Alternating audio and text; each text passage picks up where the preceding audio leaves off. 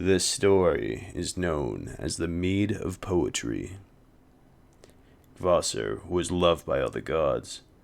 Formed from the spittle of the gods and demons, he symbolized their new friendship. Kvasir was the wisest being. There was no question he couldn't answer. Kvasir was also very generous and enjoyed traveling the land, helping people solve their problems.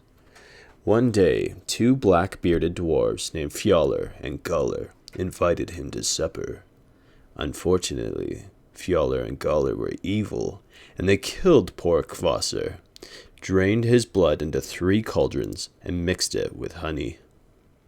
This created the Mead of Poetry, which turned anyone who drank it into a brilliant poet. The gods became worried when Kvasir didn't return, so they asked Fjalar and Galler what had happened to him. Kvasir was so clever that he drowned in his own wisdom, they lied. We're so sorry for your loss. Heartbroken, the gods returned to Asgard. The dwarves had not tired of killing, though. They asked a giant named Gilling to go boating with them.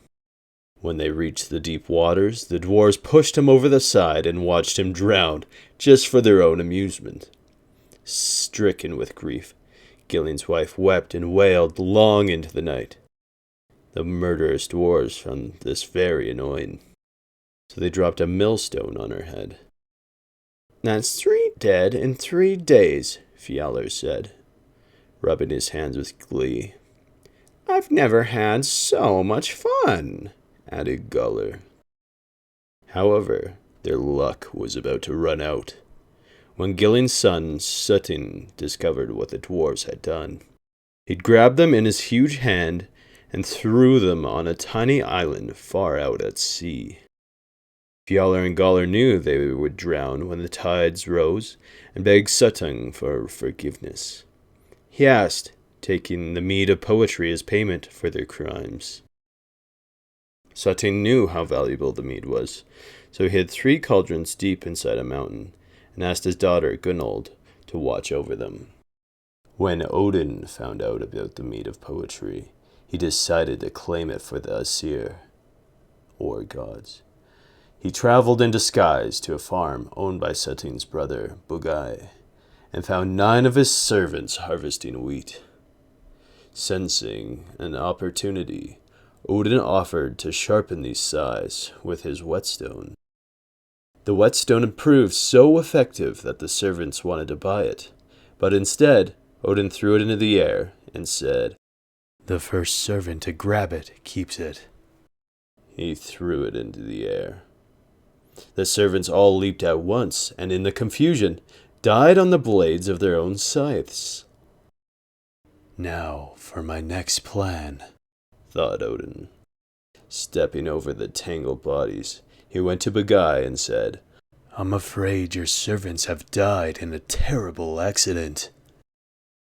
"But I will do the work," continued Odin, "in return for a sip of the mead of poetry." Bugai agreed.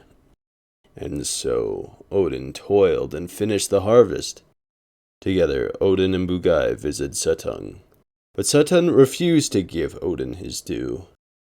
Odin now turned to Bugai. "You still owe me, my friend. I hope you prove more honorable than your brother."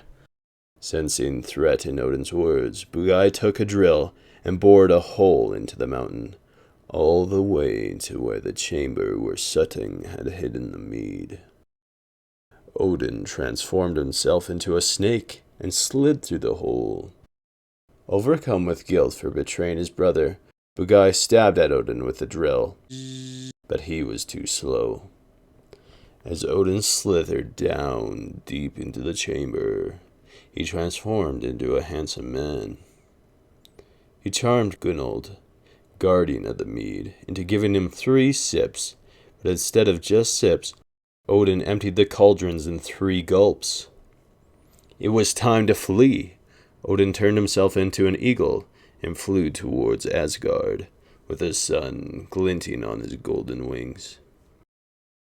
Infuriated, Suttung turned into an eagle and gave chase. When the gods saw Odin flying towards them, They placed bowls on the ground. Odin flew overhead, and he spat the mead into them. And so, the mead of poetry now belonged to the Aesir, and all Sutton could do was return home and brood.